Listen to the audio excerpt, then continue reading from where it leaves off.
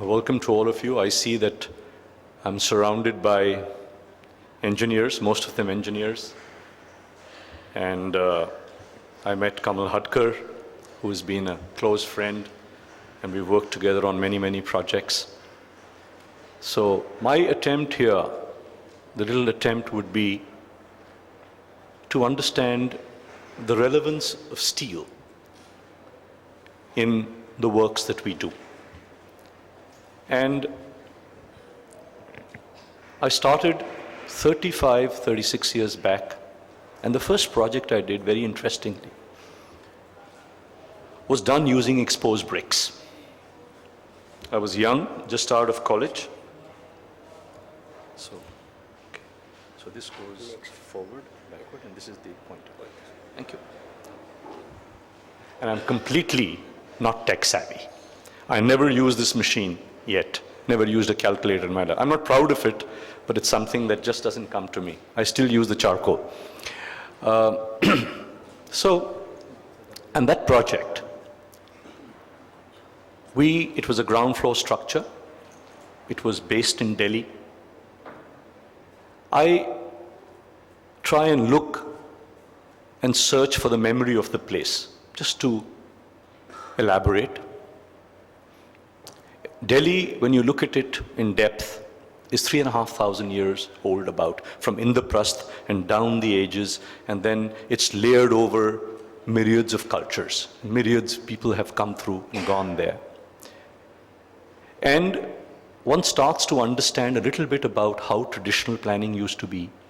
And this project was a home for a joint family, to understand sociology, how people from different generations, age groups live together. And coming to the structural part, at that time as a youngster, I was very fortunate in that I heard a lecture by the great architect Louis Kahn. He was visiting India, he was doing IIM Ahmedabad, and he was a guru, he still is a guru, as far as I am concerned. And in that lecture, something very interesting, which I think you engineers would love to hear. He bent down, and somebody wondered that, has he got a problem in his knee? No, he picked up a brick. He held that brick up like this, and we were watching. Who is he going to throw it at? Or he's unhappy with somebody in the audience. And he says, "What is this?" And Louis Kahn had one side of him which, was a little bit cantankerous. So people were wondering, what is this question he's asking? Of course it's a brick. We can all see it's a brick, He says, "Yes, but this brick speaks to me. It talks to me. And it tells me that Mr. Architect, Mr. Designer, can you use me, a humble brick, in a way that I'm exalted forever?" So you see the vaults, you see the domes, it's just a humble brick, but look at how it has been portrayed, how it's been used, and the wonderful structures that have been created simply using that one little clay brick from thousands of years ago. So we actually went to a bhatta in UP, because I told they make good bricks. We got the same thin bricks made that were used in our traditional architecture, and not the 9, 4.5 inch, 3 inch brick that we are used to seeing. And with that, then I wanted to do certain things, even as a youngster, and I felt that the masons were saying, "Saab, ye nahi ho sakta." So I actually went down and I picked up a few masons who were working with the great Laurie Baker. Anybody who in the field of design or architecture would know another very exalted name, Laurie Baker. And we picked up a few masons, and with that we started to work. So that whole thing was built in brick. I'm not getting into that because the subject is steel, but as an architect I'm not limited to steel, so I just said. So then we've used load-bearing stone. Of course we've used reinforced cement concrete. But in use of each of these materials, the fundamental, I would say, the common chord, or has been honesty. If it's brick, I want to see how it's been structurally used, and you can see it right there. You can see the very process of construction right there in front of you. Nothing is covered, nothing is clad. The same would be with concrete, the same would be with load-bearing stone. And recently we did a project in Jodhpur where we have used 14-foot long single pieces of stone in load-bearing construction. However, when you come to a certain category of project where long spans are required, you need a certain delicacy, you need lightweight roofs, new cladding materials have come in, you want light to interestingly come through, you want very long spans. So all of this sometimes necessitates that you have to revalidate, you have to move on. And I'm not saying there are contradictions between using those materials, which are largely operating in the field of compression, and then we come down to this highly tensile material. But there's a relevance for each material. And therefore, as we moved along, there was a need, and I will run you by a few interesting examples of the use of steel. Sometimes, of course, elaborating on the large spans and the way light comes through and so on. And the other one, where steel can be used innovatively in very small things. So I think we can begin this little journey.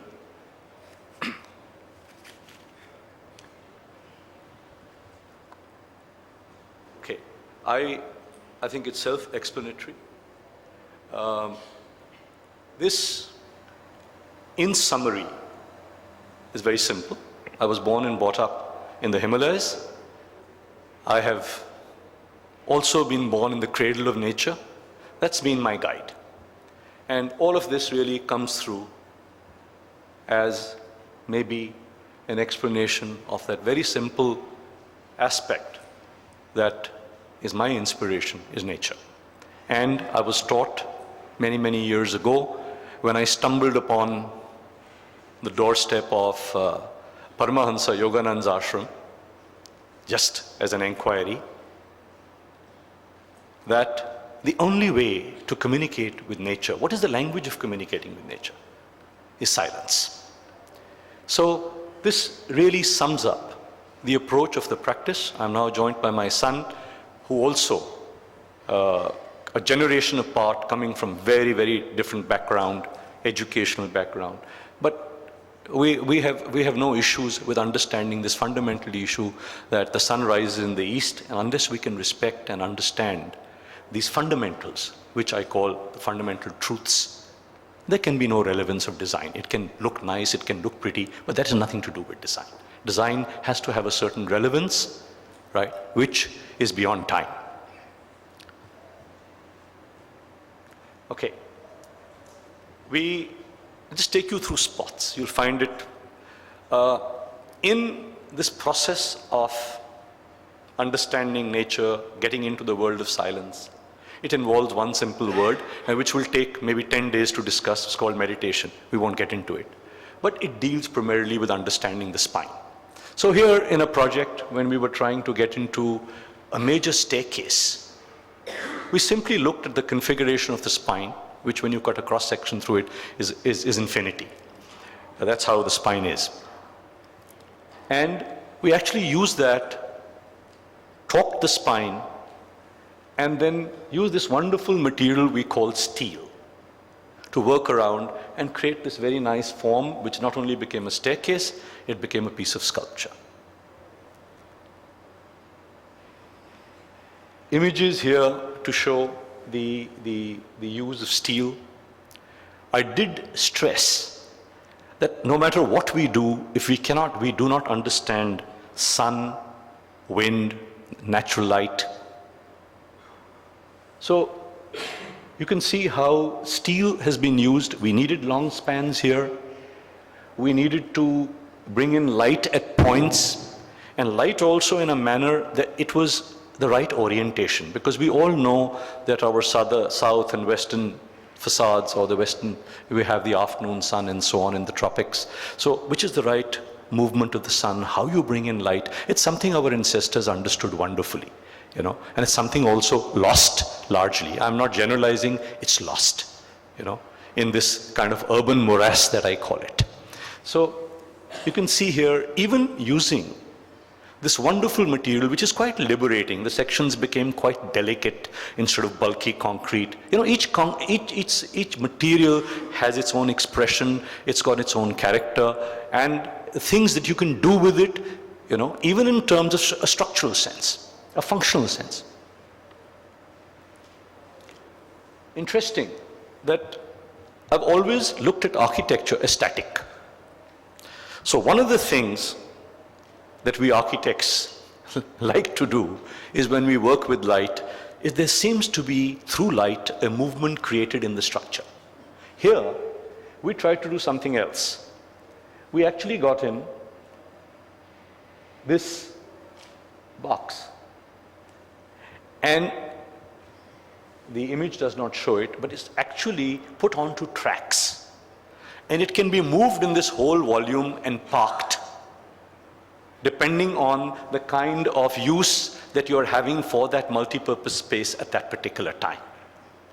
So again, lightweight steel, you can see it all over, you know, how steel has been used, the castellated sections to make it even lighter, you know, so that you don't see the bulk of the steel there, and you have light passing through, even through those openings. And this you will see when you look at it. Everybody today says, let's wear cottons. Why? It breathes. So tropical architecture, anything in the tropics that our ancestors did, breathed. So this is one of the things. Everything, including steel, starts to breathe. There is movement of space through.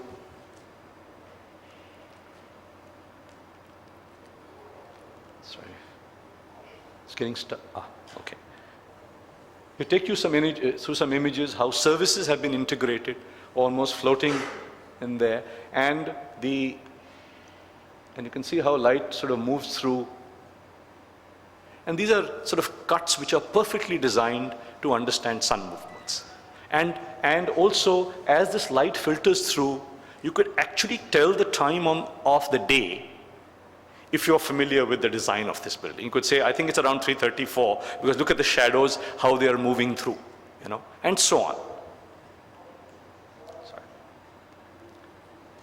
Some more images of the project. You can see the rhythm of how these members sort of go through, you know, and the supports, because we were there in the other hall and looking at you know, we were looking at mega projects and so on and so forth, and 450,000 tons of steel, etc. We were humble architects. We work with small things, you know, and so therefore this kind of rhythm, which is again timeless. You go to any of our old structures and you'll find the beautiful rhythm of columns, you know, and the supports that are there, and the way light comes through and the scigraphy happens. There's a wonderful rhythm to architecture. So even though you're working with steel, you need not build a building which is cold, because I'm always told by clients, oh, it's a very cold material, you know, why you must use it? But I don't think so. I think it's a question of its relevance. It's very light. It can be used very effectively.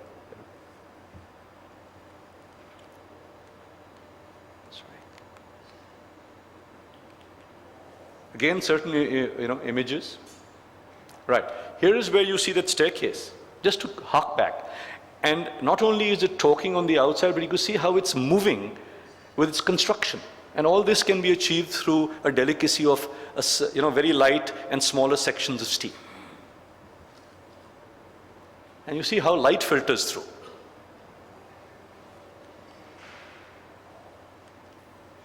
Okay. We'll jump here. I think we don't have much time, and run you by a completely different experience. This is a project which is in Nama Raipur, the new city being built in, and this was a very large cancer center, 600 beds, and the entire concept of it actually worked on a single spine, which works from here to there, right, from this point to that point. And it's very interesting that in one of the meetings that we were having, brainstorming meetings where the client had called in 8 to 10 specialists of cancer from around the world.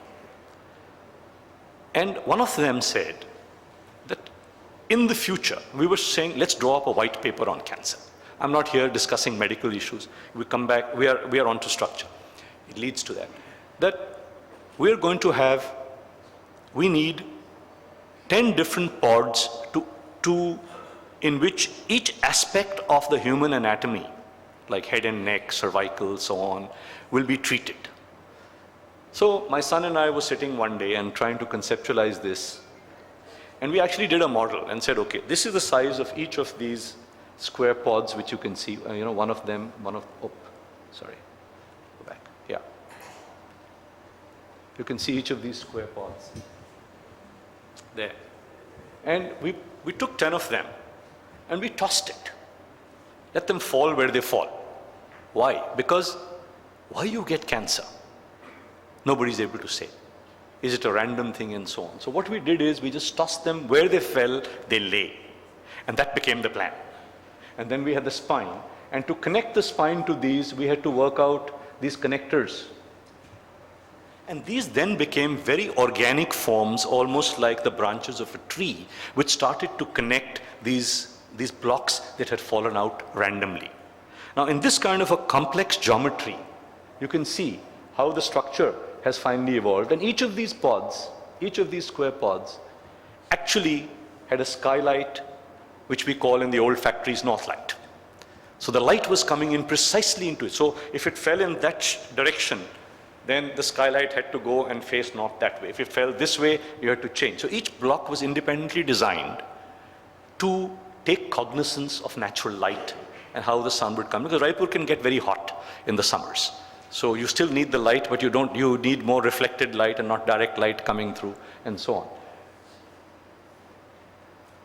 So you can see how this whole intricate web has been sort of put together. Yeah, and that's how the structure works. So for an architectural firm, and I can tell you our travails, from moving, you have not seen our load-bearing works and so on, and then getting to this different idiom, this different language, syntax. We had a little bit of a difficult time because everything was being done in Revit. Fortunately, we are Revit based in terms of 3D design. The whole office works in 3D Revit. And then from there on, we had to, we did this sort of engineering. Yeah, you can see now how each of the pods starts to happen in terms of the detailed engineering.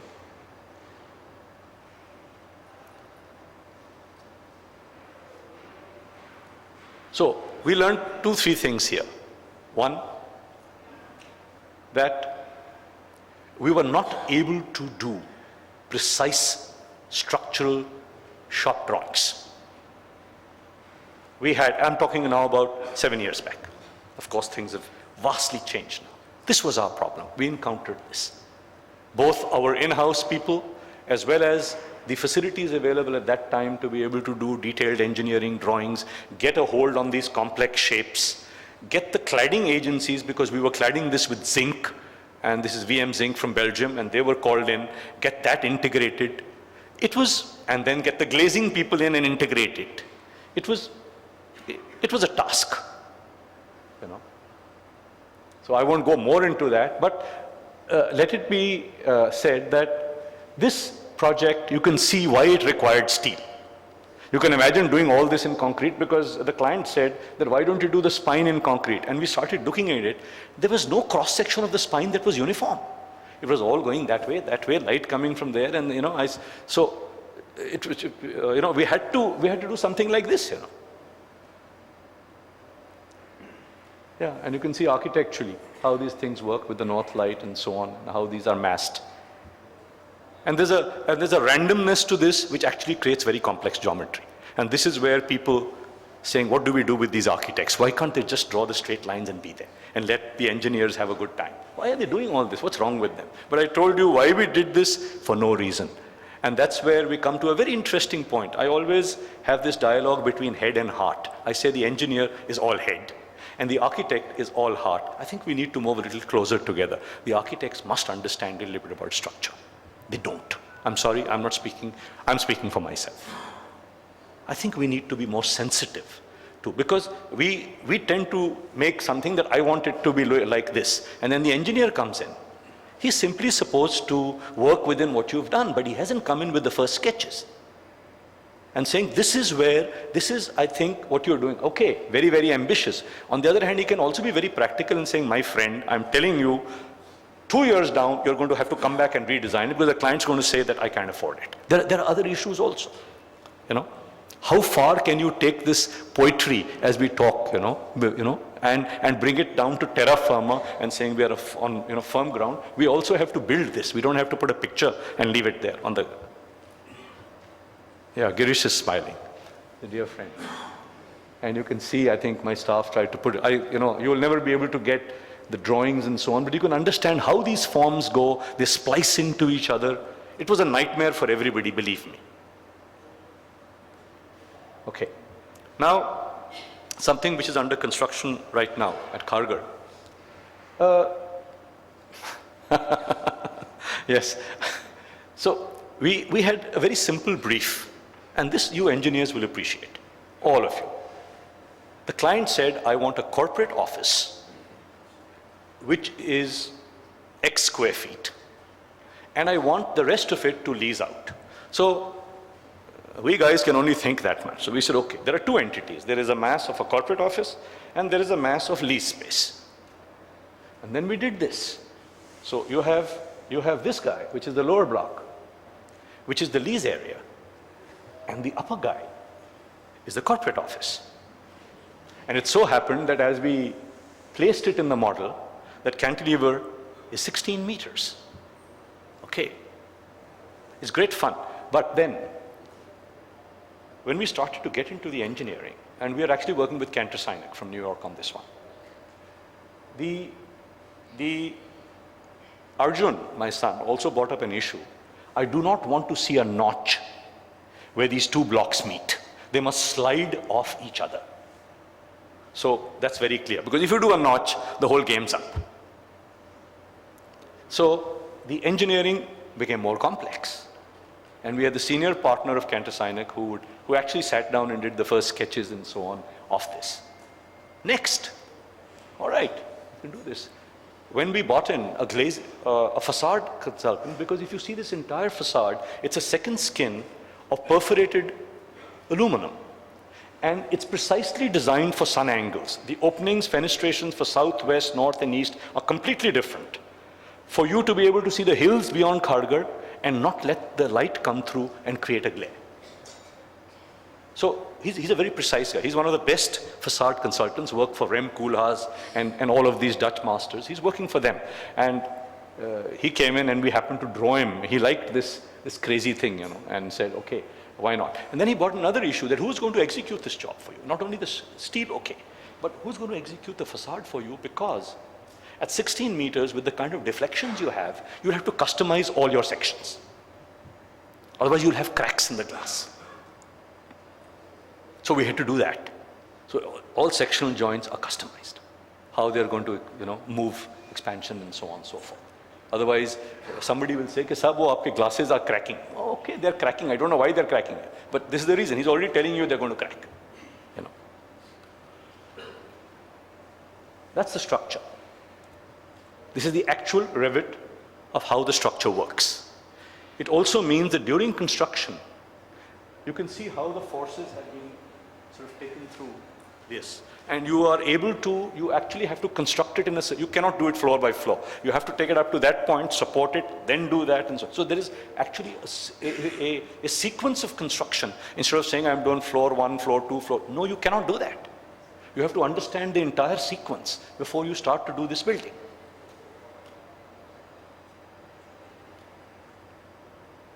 That's the ground level. That's pretty much all the supports that you see down as you enter.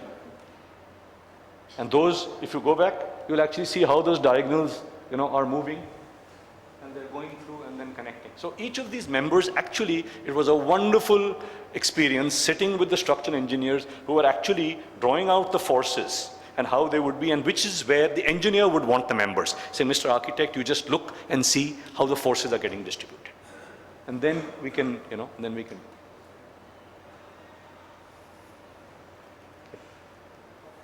This is the view of the corporate office on top, the 3-storied block that you see cantilevered. And this is the exact representation of all the steel and the second skin, and the gap between the two, so that both glass can be cleaned and maintained, as a gap between the structural skin and the glazing.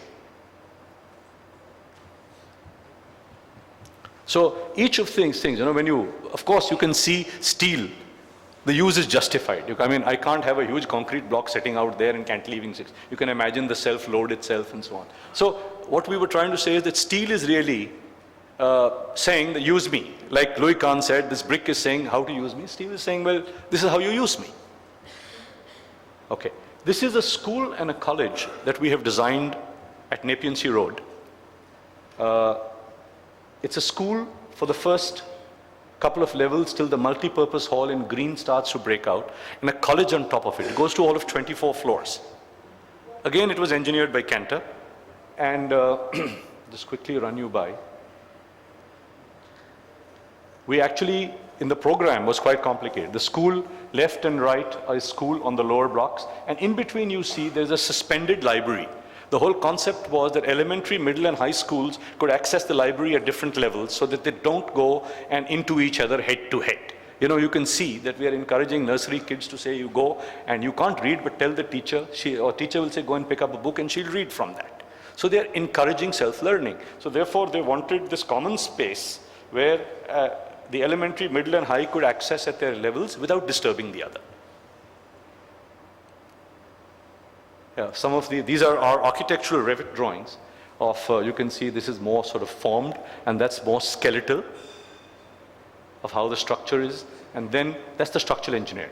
You can see on the left as to how the building has been engineered. Again, this is fairly complex animal, but tight site, huge FSI, functions of school and college stacked on top of each other, a logistics nightmare. But somewhere, and then the multi-purpose hall they wanted, and somewhere if you see on top, I think this pointer is not doing justice, but on the top somewhere there, you will find that the college wanted tiered seating for their lecture halls. So all those shapes also had to be structurally integrated into the overall aesthetic. Yeah, you can see how that library is hanging, how it sort of connects through from the back into the different spaces. Okay, this is something we are right now undertaking in Cochin. It's a very interesting kind of project. It's for Mathrubhumi. They're basically in the media business. They're newsprint, they're into television media, whatever. Everything they're into there. So briefly, while studying the whole project, we actually realized that all of Cochin was traditionally built within the tree line. The height of the tree is 50, 55 feet, and that was the height of all the sloping roofs, and that was the end of Cochin. How beautiful, how wonderful. So they had, fortunately, a mixed brief. They had their corporate office as one part of the thing. They had a cafe with it. They had a bookshop because they're also into publishing. They had an auditorium. So all those lower functions we kept into the tree line, which you can see, the brown kind of line there, was all kept down with nice courtyards and so on and so forth. And we did something else here. We've opened this to the public realm. Today, what is happening is every building complex is coming with gates. So I talked to the owner of Mathrubhumi, a very interesting discussion. I said, okay, what are you trying to do? You're trying to reach out to people through newsprint, through media, through this, through music, FM, whatever. And here you're making a building with gates and walls and security. Open it out to people. Let them come in. Let them experience space. So it becomes also a realm of public space, which is something this country is crying out for. We don't have pavements in this country, and we have no civic spaces, period. And these should be actually being done by the government, but for the last 50 years or 60 years in independence, we know what we have done. Nothing. So really, in a way, we convinced the client to make that radical change. And then there are two sets of studios. which are kind of juxtaposed like pieces of sculpture. Now, why this happened, there's a monorail coming which comes to about 30 feet, 35 feet. So we felt that people approaching here and from the rest of Cochin will see these two blocks over the tree line almost suspended like pieces of sculpture. Yeah, you can see some of the views as to how this kind of works. Of course, in steel.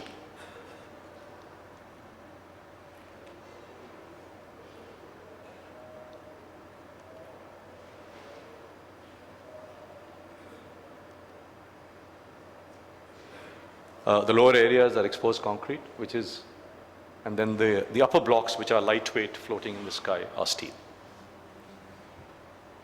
This is Corten steel. So again, steel has been used. If somebody says, why are you showing me this picture? Oh, there is some steel in it. And there's also reinforcement steel in the concrete, incidentally. Yeah. You know, there is saying, why are you telling us all this? You know, okay. Interesting. Let's shift gear. We talked about these long spans and trusses. And we did a house in Alibag, where again, Alibag, the Konkan area, they all have this traditional wood and Mangalore tile architecture. We've seen it for hundreds and hundreds of years. So I brought in the people from Kerala and we did everything in wood. So if you see the roof part, it is exactly as it was done 1,000 years ago. It's just 1 foot spacing battens and kaula. And kaula, the Mangalore tile, is fitted. There are 2 of them. I'm sure engineers would be aware. They put one on top and one inside to have an insulating layer of air there. This has been done again thousands of years back. We simply copied from what they have done. No thinking, because it's perfect. They don't leak. The slope has to be more than 24 degrees. It doesn't leak. So now, where we came in as architects is that we found that wood itself gives us this limitation that they had the support members very close to each other. One here, one here. You'll see all of Kerala architecture.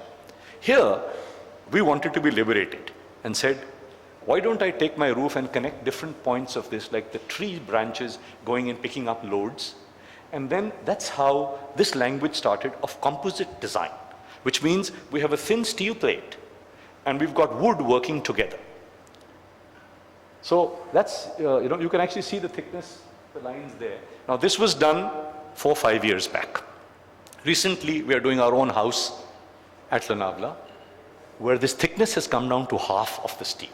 We had a German firm, CEN from Pune, who actually have an expert and a software only for composite wood and steel. So that served us perfectly. So from our initial design, everything got crunched and became slenderer. But even this one, it was quite liberating how we could use the traditional matrix on top and then start to build the supports in such a way that they became pieces of sculpture, and we had very few vertical supports then. It's almost as if this whole roof is kind of floating without a support. And that way you catch nature, the trees and everything much better. Yeah, you can see how it was done. This is for the engineers. Okay, so how the whole detailing was done and how the erection methodology was. Of course, we were told that the wood should be fixed to the steel before it is erected by the German engineers. But we found it's not practical. As it is, the steel fabrication is inaccurate. I'm sure there'll be smiles all around, but it is. And then to put wood in and expect that everything is going to be millimeter, it doesn't work. So we had to go through this, temporarily prop them up, and then put the wood in, and then put the bolts at every 1 foot, alternate, this way, this way, this way, diagonally. And that's how it worked. Yeah, you can see how this whole process, and you can see again in its own way, there's a great complexity that starts to happen. Just look at it. And still using steel as a backbone. And the wood is not cosmetic. It's not to clad. It's actually to work composite. I know it picks up not more than 9 to 10%, because as I grow a little older, I ask more questions, and that's what they told me. But it also gives the stiffness and so on and so forth. And it gives the richness of the supports of wood.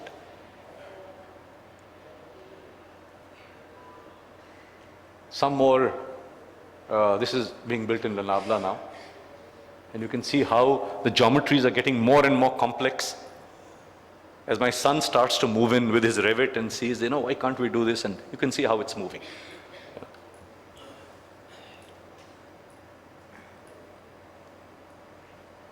And these are some of the shots of our own house, which is just about completing. And you can see some of those images. And this has happened, the complexity has not happened because we wanted to. It's because it's a steep slope, and the brief given by my wife, and all of us know we can't do anything about that. Now we have to accept that. That's got to be followed, otherwise you don't come home, you know. So said, give me a connected roof through the house, even though it's a steep slope. And that's why these complex geometries started to happen.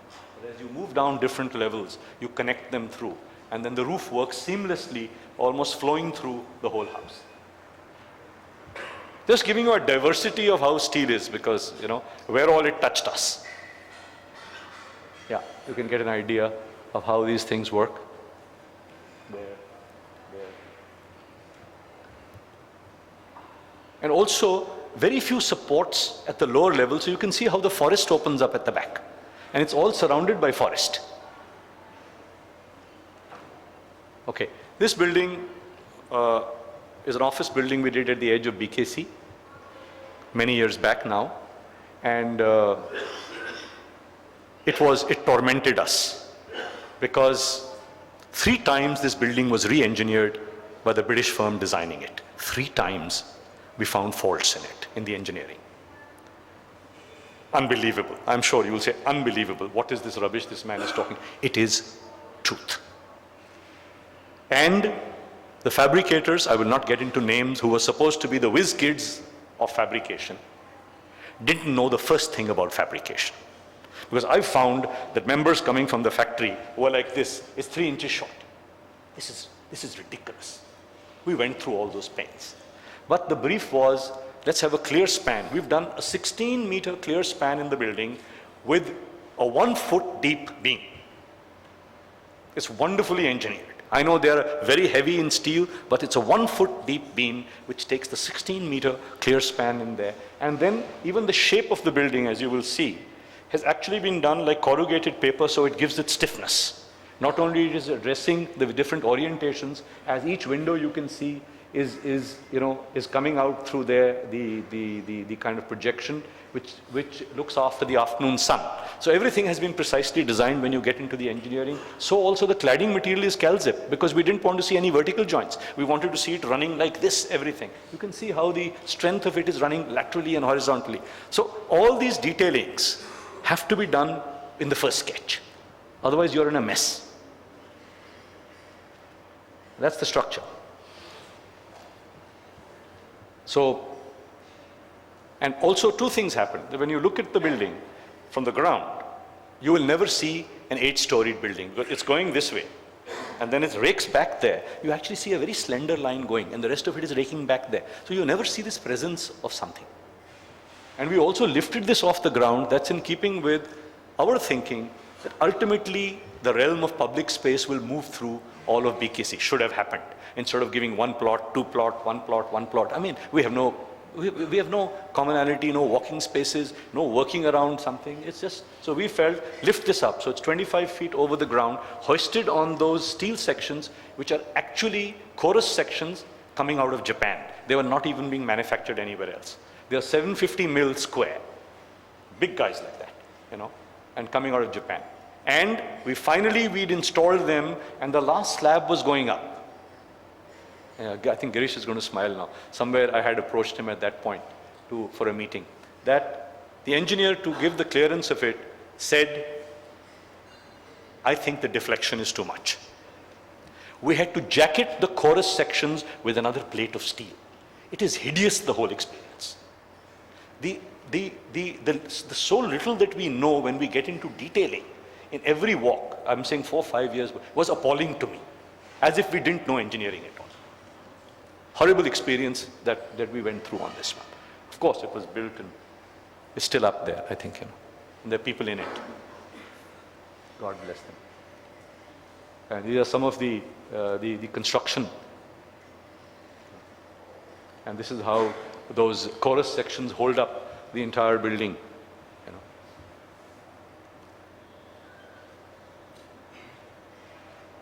So the principle is the same. How do you pick up these loads without necessarily conforming to the rigid geometry of bringing the beam and column lines like this? I know it's a nightmare for every engineer. But we like to say that, why don't you pick up that and just leave me this point support here?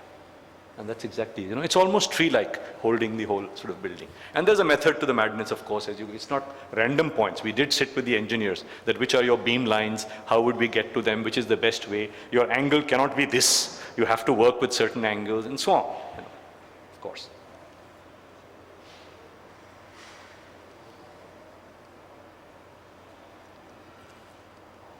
Okay, and I will end this with something very small, but this is something, a teaser. This is what we architects have to go through. They asked us to design buildings, and one client, very old client, called me up and said that I have been presented by my girlfriend in Indonesia a table which is 14 feet long, 5-inch thick. This comes out of a wood many thousand years old. And its price, don't ask about, it's priceless. Now, please build me a base for it, Mr. Architect. So first thing was, build nice sturdy legs on this and finish. And then one day, I made this little sketch that supposing it's floating and there is no support. So that's what we really did. It's now being executed in 1/2-inch diameter stainless steel rods. It takes the load, we did all the calculations, bugged the engineer, and saying, why are you wasting my time doing all this here? I mean, why can't you do something, like other people are doing? Why are you wasting time doing all this? But it's very interesting as how this little filament kind of supports this huge load, and again comes back to the use of steel with some innovation. Thank you.